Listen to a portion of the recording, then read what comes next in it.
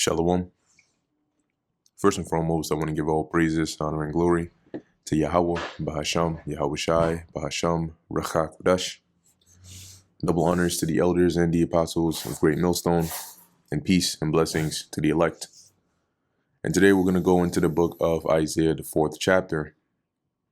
Pretty much a continuation from Isaiah, the 3rd chapter, right? We see here that I believe starting from the 2nd or so, right, Isaiah begins to prophesy, especially concerning this prophecy that would come, and that would come with chaos, destruction, lawlessness, anarchy, right? He mentions here that in that day, this is going to happen and this is going to happen, even to the point where people are going to be seeking others that are in a better off position to sort of take, leadership and try to instill order.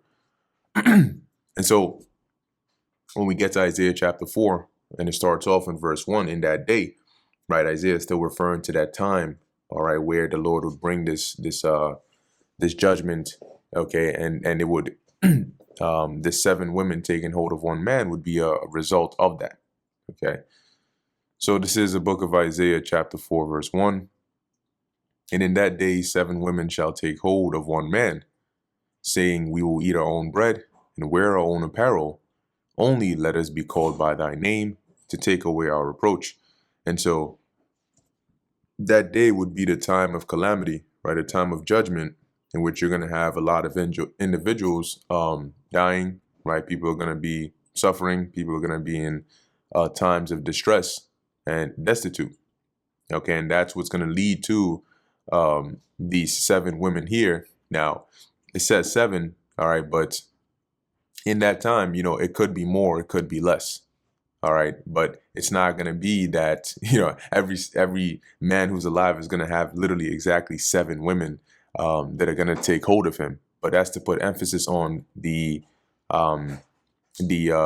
need, okay, for a man of the Lord in that time.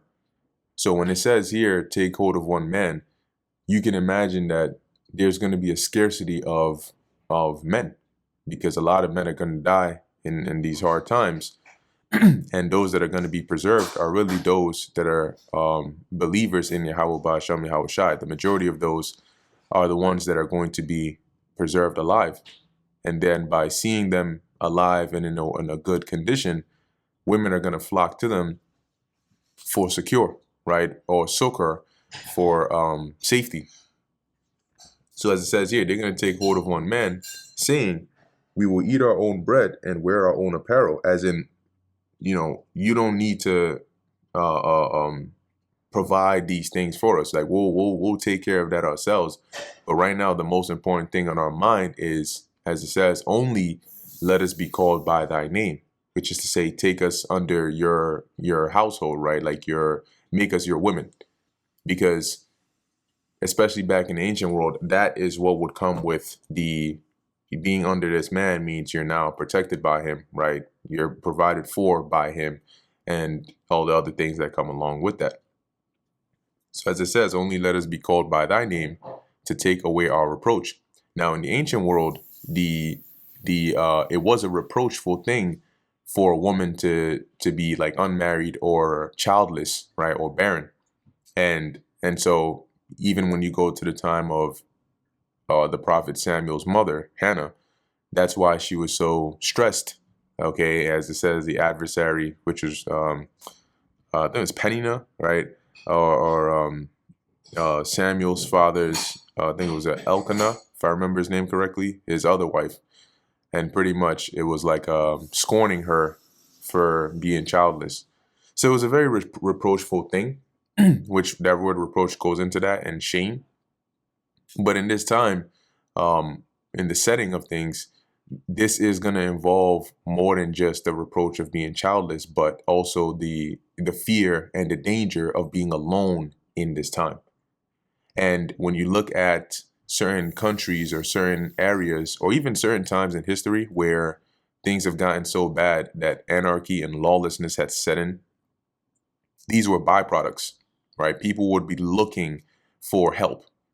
Okay, and typically a woman would be looking for a man who could protect her, because you had men who would protect you, but then you also had men who would, uh, you know, prey upon you, right? And so all of these things are going to be what they're trying to flee from by seeking a man of the Lord and taking hold of him. And it's going to be such a desperate time that, imagine today, right? An average individual, if a dude is talking to one chick, or let's say 4 or 5, and they all find out that the same guy, they're talking to the same guy, what usually ends up happening? They they despise that so much that 4 strangers can form a group chat and become best friends to try and get back at this one man because they feel like they were being played. So now imagine how bad things have to get for the tables to turn to where they don't care, right? A woman is not going to care if there are already 3 or 4 or 5 women already with this man, as long as they can be a part of that and they can then be protected and taken care of, they're going to do it. So that's what that taking hold is going to look like. It's not going to be like a girl is coming up to ask you on a date and then you say no and then she's embarrassed and then she runs away. That running, they ain't no running away, right? Today you get turned down from a date.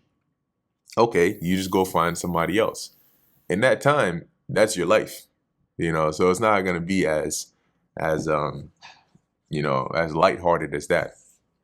Anyway, in verse 2 it says, "In that day shall the branch of the Lord be beautiful and glorious." So now Isaiah starts to transition a bit more into, the if you were to travel through the timeline of the destruction, as you go through the destruction, right, then would come the salvation at the end. I believe Matthew, the 24th chapter, mentions that immediately after the days of those tribulation, or the tribulation of those days, the Son of Man is going to appear. All right. And that is going to come with what we're now about to read here from verse 2 on down. Okay. So as it says, "In that day shall the branch of the Lord be beautiful and glorious." And so when you deal with like the branch of the Lord, now there are certain precepts where you read the branch and it's in reference to Yahushua or the Messiah. Okay. But I believe here in Isaiah 4:2, it's a bit more directed towards the people, all right, of Israel. So the branch, right, a branch sometimes is likened on to like offspring, right, or a planting, which we know the Lord has compared Israel to a planting, right, a vineyard, okay, or this calmly and pleasant tree that he has planted. So here, that branch of the Lord that's going to be beautiful and glorious is really going to be those, as we read later on in this verse, that are escaped of Israel, right? In other words, the remnant that's left, or the elect. They're going to be the ones that the Lord is going to deliver, as the scriptures say that the Lord is going to, let me actually pull it up, beautify the meek with salvation.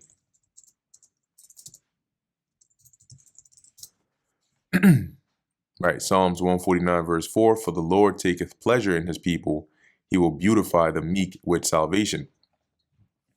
So as it reads, "And the fruit of the earth shall be excellent and comely for them that are escaped of Israel." So those that are escaped are likened unto those that, because number one, what are they escaping? They're escaping the judgment. And the escaping of that is going to be because the Lord has preordained them to be delivered, right? And not to suffer the judgment that would come in this time. So that we know, or those we know, are going to be the elect. So as it says here, "The fruit of the earth shall be excellent and comely for them." And this goes back to the blessings, right? When you read in the book of Deuteronomy, it talks about that, right? The curses were like the land not yielding its fruit to you, but the reverse of that is as it says here, the fruit being excellent, right, and calmly. So that starts to go into the reward, right, or the land flowing with milk and honey and all those things that would come for the elect. Verse 3, "And it shall come to pass that he that is left in Zion and he that remaineth in Jerusalem," right, these are synonymous with those that are escaped of Israel. Yeah, and why does it say he that is left and he that is escaped? Because majority of the rest of the nation will be suffering judgment, right? They will be destroyed.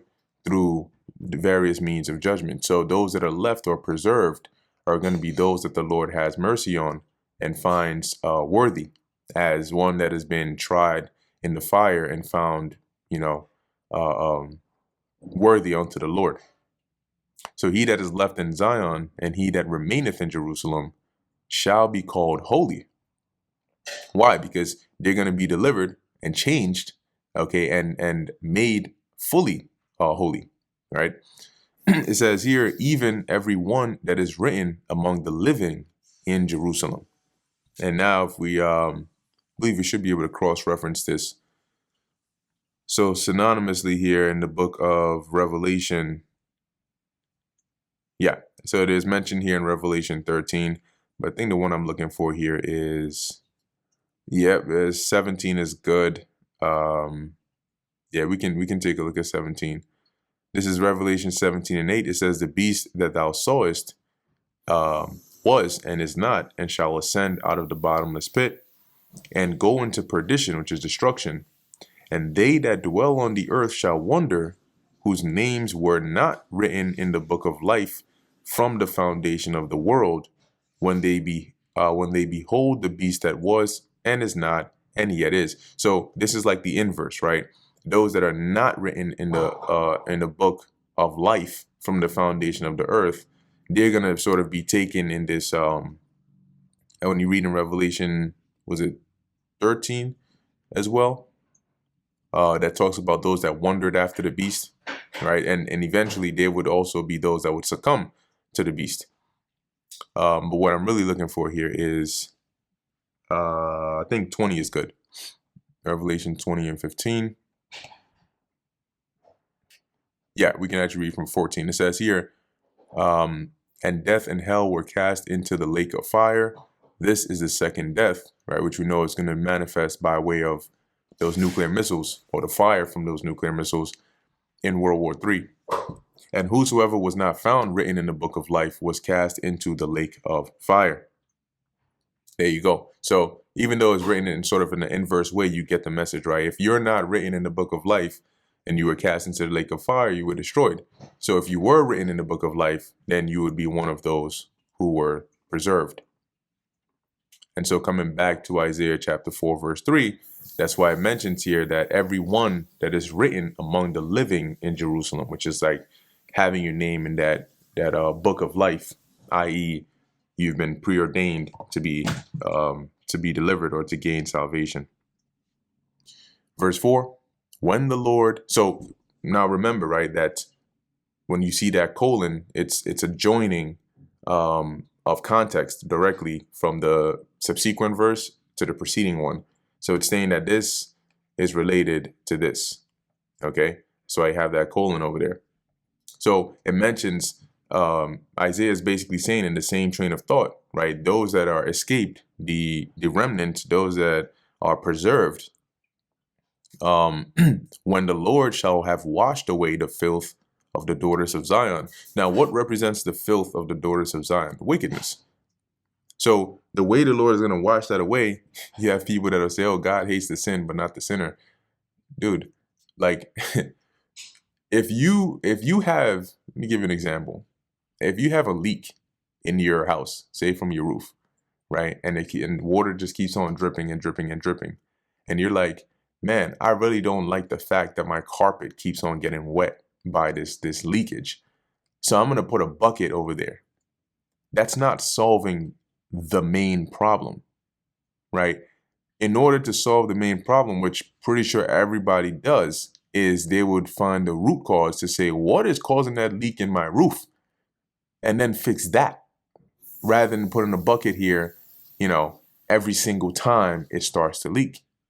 So when you say God hates the sin, not the sinner, how do you stop the sin? How do you stop your carpet from getting wet? Yeah, you can put a bucket there, but that's not going to stop the problem. The problem is the leak. So the cause of the water dripping is that leakage. Similarly, the cause of the sin would be the sinner. So you take out the sinner, right? So when it says here, when the Lord shall have washed away the filth of the daughters of Zion, he is going to destroy the wicked Israelites out of the nation and to purge the nation. and shall have so imagine how you would put gold into fire to purge the impurities out of it and then pull it out the fire refined and pure. Imagine the Lord taking the nation of Israel and putting them into this furnace, and through that furnace the wicked of Israel would be purged and destroyed, and those that remain would be the elect, right, the chosen. So, as it says here, and shall have purged the blood of Jerusalem from the midst thereof by the spirit of judgment. Now, the scriptures tell you that when blood has been shed in the land, that land cannot be cleansed but by the blood of him that shed it. And there was a lot of bloodshed that was going on at that time in the actual land of Jerusalem, but here applying to Jerusalem as a people, there is still a lot of bloodshed that gets shed in the quote unquote midst of Jerusalem, right? And so by the Lord bringing that destruction, he's going to purge, all right, or cleanse that bloodshed by shedding the blood of those wicked Israelites. All right, so it says here, and shall have purged the blood of Jerusalem from the midst thereof by the spirit of judgment and by the spirit of burning. And when you go into that word burning in the, let's see, which one is it? So we have here burning, ba'ir, and it says here to burn, to consume, right? The Most High's wrath, to remove. And sometimes when you have a lot of these definitions, right? Remember, this is an outline of biblical usage. So this is possible ways the word can be used, like in context. What does it mean in various precepts? So sometimes what you can do is when you look here at the Hebrew Chaldee lexicon, in this case, Jacinius, and you look at the full entry, it gives you a better sense, meaning you can look in here and scan, okay, based on the various definitions for this word burn, one case here is to feed upon, to eat, to consume. One here is to especially to consume with fire, right, to burn up. And then they show you which precepts that use this word are referring to this word in this definition, like to burn up, literally, right? So if you're reading here, we're in Isaiah 4, we would scan through here and see, where is here we go. So you can see here, let's see. Yeah, Isaiah 4:4. And then you can see, oh, well, what is the use case here? Like, how is the word burned or burning used in reference to Isaiah 4? So here it says, Isaiah 6:13, yet a tenth part shall remain in the land, and this shall again be exterminated. Then you have Numbers 24:22.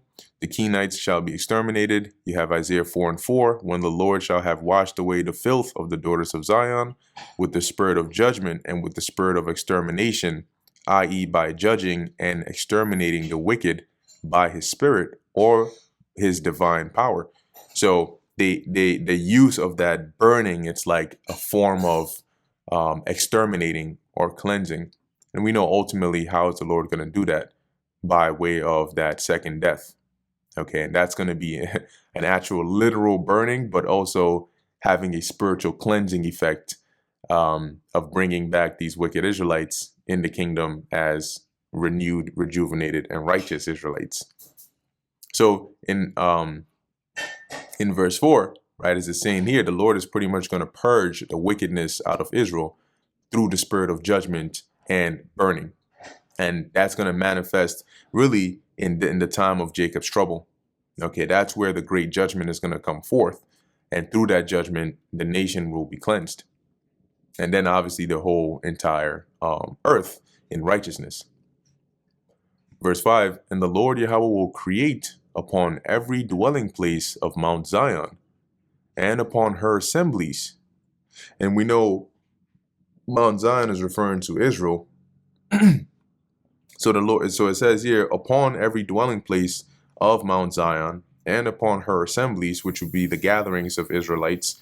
Remember, in this time, this is talking about, if you're reading it in chronological order, the Lord has said, the scriptures say that he's going to basically beautify the meek with salvation, right? He's going to deliver his elect. They're going to be preserved. They're going to be rewarded. And then he's going to cleanse the nation of the wicked ones. And then, right, he's going to create upon every dwelling place of Mount Zion. And where is going to be the ultimate dwelling place? The scriptures say the Lord is going to take Israel back to the Holy Land. Okay, so as it says here, upon every dwelling place of Mount Zion and upon her assemblies, which are going to be the congregation of Israel, he's going to create a cloud and smoke by day, and the shining of a flaming fire by night. For upon all the glory shall be a defense.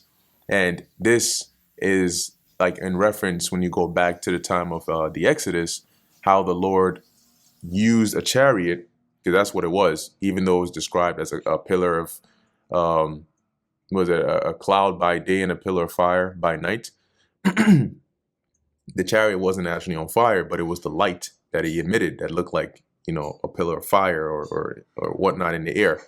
So similarly, you know, this sort of gives you the visual of in the kingdom, you know, imagine the Jerusalem, right, or the Holy Land having like chariots flying about it or above it, you know, defending, right, the area.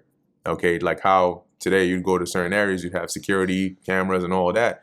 But you can imagine the kingdom of Israel being so glorious. And then, as it mentions here, this cloud and shining, right, of flame of fire by night being upon every dwelling place for a defense upon the glory.